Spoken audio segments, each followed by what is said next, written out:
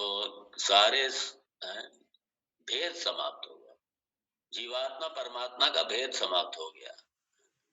अब पहले कहते परमात्मा सारे जगत का, सब कुछ वही है, परमात्मा सारे जगत का अधिष्ठान होने से वही सबकी पूर्ति कर रहा है, और वही परमात्मा मैं हूं, तो मैं भी कह सकता हूं कि सारे जगत की पूर्ति मैं ही कर रहा हूं, मेरे से हो रही। सारे जगत का अधिष्ठान होने से सारे जगत का निर्माता मैं हूं, और सारे जगत का पालन करता ही मैं हूं, आत्म तत्व होने से। इसलिए जगत में चटर बटर नहीं रहेगी, विषयों में मन नहीं रमेगा। अपने स्वरूप में रहने वाले, अपने स्वरूप में रहने वाले, नाम रूप सारे मिथ्या प्रपंच, सारे के सारा जगत नाम रूपात्मक, जो भी देखो नाम रूपात्मक, और सत्ता मैं हूं उसकी। नाम रूप और सत्ता यही तो है सत्ता। सत्ता मैं हूं, बाकी नाम रूपात्मा की भास रहा है, सारा सारा भास रहा है। इसलिए भगवान कहते हैं जो इस तरीके से आत्मदर्शी है, जो इस तरीके से परमात्मदर्शी है और सदा अभ्यस्त है, अपने इस स्वरूप में रहने का जिसको अभ्यास हो चुका है, सदा अभ्यस्त समाधि योगिनः, जिसने इस समाधि का, इस अपने निधिध्यासन का, अपने स्वरूप में अवस्थिति का अभ्यास किया है लंबे समय तक, और निर्वृत्त सर्वेंद्रिय गोचरस्य, और निवृत्त सर्वेंद्रिय गोचर से सारे विषय निवृत्त हो गया। मतलब इसका क्या कि सारे का सारा सबका लय हो गया। सबका लय कैसे हो गया? जागृत प्रपंच, स्वप्न प्रपंच, और ये सुषुप्ति प्रपंच, जागृत अवस्था, स्वप्न अवस्था, सुषुप्ति अवस्था, तो स्थूल स्थूल प्रपंच, सूक्ष्म प्रपंच और कारण प्रपंच, सबका जो अधिष्ठान आत्म तत्व है, उसमें जब सबका विलय हो गया, जब विलय हो गया, बचा ही कुछ नहीं, तो इसलिए सारी इंद्रियों के विषय जब समाप्त हो गए, तो इंद्रियों का क्या भटकाव रहेगा क्या कहीं पे? और इंद्रियां ही निश्चल हो गई पूरी तरीके से, क्योंकि मन की कहीं कोई सत्ता ही नहीं दे रहा, मन उसको, इंद्रियों को, सब निवृत्त हो गया। और इसका मतलब क्या है कि संसार नाम की इंद्रिय निवृत्ति, विषय निवृत्ति का मतलब क्या कि संसार में, संसार नाम की कोई चीज ही नहीं है। संसार नाम की कोई चीज ही नहीं है, सिर्फ एक मैं आत्म तत्व या ब्रह्म तत्व ही सिर्फ है। इदम सर्वम आत्ममयम, इदम सर्वम ब्रह्ममयम, ईशावास्यम इदम सर्वम, ये सारा जगत ब्रह्म ही है। जगत नाम की कोई चीज ही नहीं है। जैसे रस्सी नाम की कोई चीज, सर्प नाम की कोई चीज ही नहीं है, सिर्फ मात्र एक रस्सी है, उसी तरीके से जगत नाम की कोई चीज नहीं है, मात्र ब्रह्म ही है। और वही ब्रह्म मैं हूं, अर्थात सारा जगत का अधिष्ठान रूप से मैं ही हूं। जैसे कोई आभूषण नाम की चीज ही नहीं है, सिर्फ एक सोना ही सोना है, आभूषण नाम की कोई चीज ही नहीं है। अब आभूषण ही नहीं बचे हैं, आभूषण ही नहीं बचे हैं, मालूम पड़ा सोना ही, और सोना आपको मिल गया, किसका किसका पाना बाकी रह जाएगा? इसलिए निवृत्त सर्वेंद्रिय गोचरस्य है। और ये मांडुक्य उपनिषद में इसको उपशमम, प्रपंचोपशमम, यही है प्रपंच का, सारे प्रपंच का बात हो गया, सारे प्रपंच का उपशमन हो गया, सारा प्रपंच शांत हो गया, मतलब सारा प्रपंच दग्ध हो गया, लय हो गया सारे प्रपंच का। अर्थात ये ब्रह्म के अतिरिक्त और कुछ नहीं है। जब हम कहते हैं संसार जल गया, संसार का बात हो गया, मतलब इसका क्या, ये यही ये इस ज्ञान, ये ज्ञान हो जाना कि अब ये सारा संसार नाम की कोई चीज नहीं, ये सारा संसार ब्रह्म ही है, ये सारा संसार ब्रह्म ही है, ये सारा संसार आत्मा ही है, ब्रह्म ही है, मतलब मैं ही हूँ, सारा संसार मैं ही हूँ।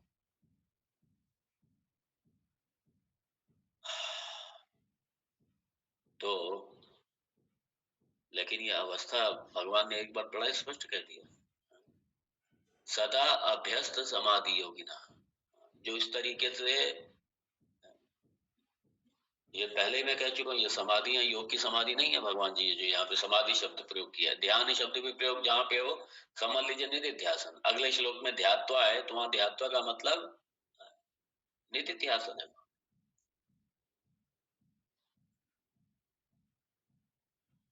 तो अब भगवान यहाँ जब लंबे समय तक इसका अभ्यास करेंगे, देख लीजिए निदिध्यासन पे मुझे नहीं लगता है किसी और ग्रंथ में इतना जोर दिया और जितना भगवान राम ने अपनी इस राम गीता में जोर दिया। भगवान जी ने निदिध्यासन पे बहुत जोर दिया। भगवत गीता में भी निदिध्यासन पे खूब कहा है, लेकिन इसमें तो एक के बाद सारे श्लोक निदिध्यासन को लेकर।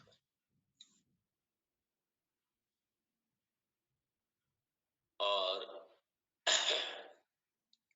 जब ये अवस्था आती है ना, विनिर्जिता अशेष रिपोह, आहा, ये इसको देखना है। विनिर्जिता, जीत लिया हो खूब अच्छी तरीके से, बहुत अच्छी तरीके से जीत लिया हो।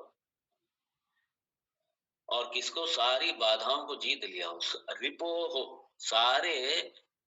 और ये और कह दिया अशेष रिपो हो, सारे दुश्मनों को जिसने जीत लिया हो। ये दुश्मन क्या है ये भी देखेंगे अपन। भगवान जी कह रहे हैं आप, बहुत अच्छी तरीके से जीता हो जिसने, सारे दुश्मनों को जीता हो, पूरे सारे दुश्मनों को जीता हो। अशेष रिपोह, अशेष मतलब पूर्णता से, रिपोह सारे, रिपो सारे शत्रुओं को जिसने जीता।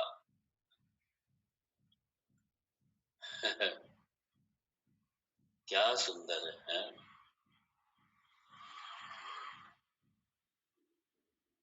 अगर आत्मनिष्ठ होना है, ज्ञाननिष्ठ होना है, ब्रह्मनिष्ठ होना है, तो ये सारे रिपुओं को जीतना ही पड़ेगा। और अगर रिपुओं को जीता नहीं है तो ज्ञाननिष्ठ नहीं हो सकते। सारे रिपुओं को जीतना पड़ेगा। और ये यहाँ रिपु कौन से हैं इसको भी थोड़ा समझ लीजिए। जिसने रिपुओं को, अपने शत्रुओं को जीता हो। और ये मुख्य जो रिपु हैं, ब्रह्म ज्ञान की प्राप्ति में जो मुख्य रिपु हैं, ये पांच रिपु हैं। और इनको पूरी तरीके से जीतना। तो पहला रिपु क्या? राग द्वेष। राग द्वेष ये पहला रिपु। इसकी निवृत्ति किससे होगी? कर्मयोग से। कर्मयोग इसकी निवृत्ति का साधन है। तो कर्मयोग से इसका राग द्वेष का मर्दन होगा। ये रिपु है, कर्मयोग से राग द्वेष का मर्दन होगा। फिर दूसरा रिपु है विक्षेप। राग द्वेष ये मल और ये दूसरा विक्षेप मन में हजारों विषय इधर उधर चटर पटर लगा रहता है सर।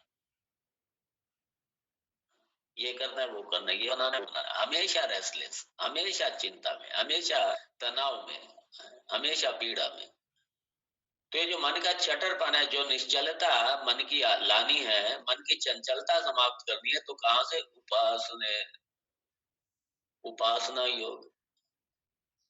तो उपासना योगेन विक्षेप निवृत्ति ही, कर्म योगेन मल निवृत्ति ही। ये रिपु है। ये मल क्या है? राग द्वेष, ये मल है, ये रिपु है। विक्षेप क्या है? ये रिपु है, ये शत्रु है।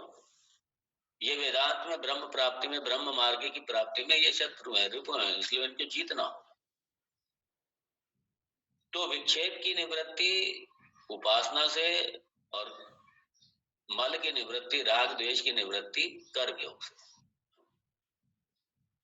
फिर तीसरा रिपु है अज्ञान। अज्ञान की निवृत्ति किससे होगी? अज्ञान कैसे जीतेंगे? श्रवण योगेन अज्ञान निवृत्ति। श्रवण से, किताब लेकर लोग यही समझते हैं कि वो कोई ग्रंथ ले आए, वो बस जैसे कि नॉवेल पढ़ते हैं ऐसे पढ़ने बैठ जाएंगे वेदांत को भी। हमने ये पढ़ लिया, स्वामी जी हमने वो फलाने उपनिषद पढ़ लिए, हमने ये उपनिषद पढ़ लिया। अच्छा, उपनिषद ने आपको कितना पढ़ा?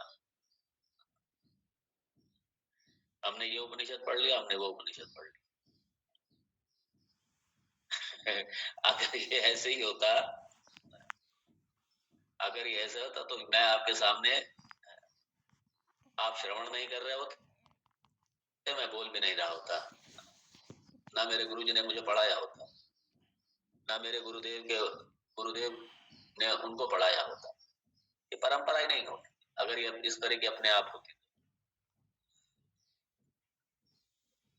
तो विनिर्जित अशेष रिपोह,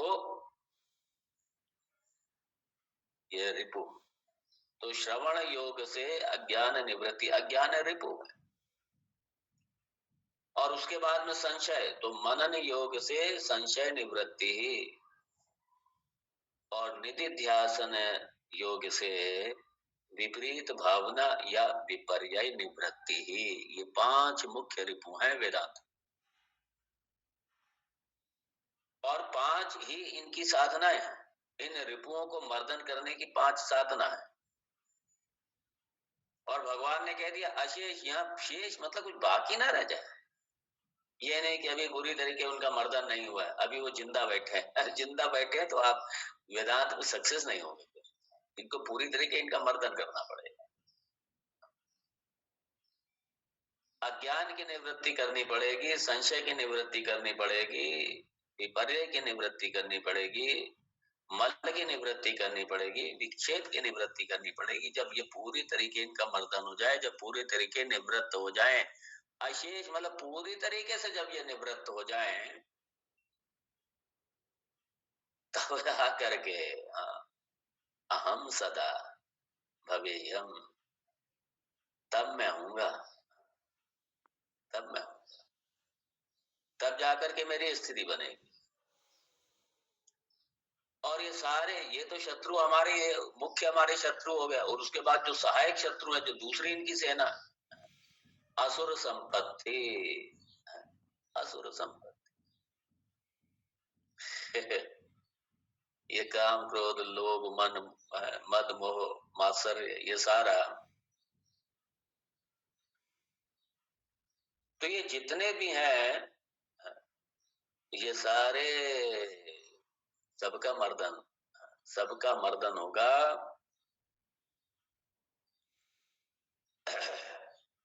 ये ईर्ष्या, ये असुर संपत्ति जरा देख लेना, देव असुर संपत्ति विभाग योगो नामा, शायद षोडशो अध्याय है शायद, यस, हाँ, यह सप्तशत अध्याय, एनीवे। तो ये जितनी असुर संपत्ति है, जितने हमारे दोष हैं, जितने हमारे विकार हैं, ये अशेष, इनको सब कुछ जीतना। जिन्होंने ये सारा जीत लिया हो, ये भी सब जिनका जीत चुका हो, वो जाकर के समाधि में, वो जाकर तब जाकर के समाधि में आराम से बैठ पाए, वरना नहीं। इसलिए असुर संपत्ति बहुत बड़ी है। और असुर संपत्ति जब ये जाएगी, जब सारी असुर संपत्ति जाएगी, ये सारे रिपो, ये सारे जितने शत्रु हैं, जब इनका मर्दन होगा, तो इनको पूरे तरीके से परास्त किया, इनको तरीके से हरा दिया, इनको पूरी तरीके से जीत लिया।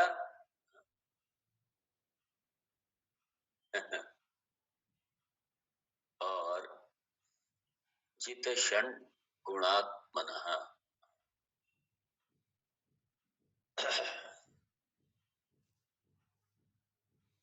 यहाँ पे जित क्षण गुणात्मनः, इसको 2 रूपों में देखना है, और दोनों रूपों में देखेंगे इसको, लेकिन आज नहीं, कल।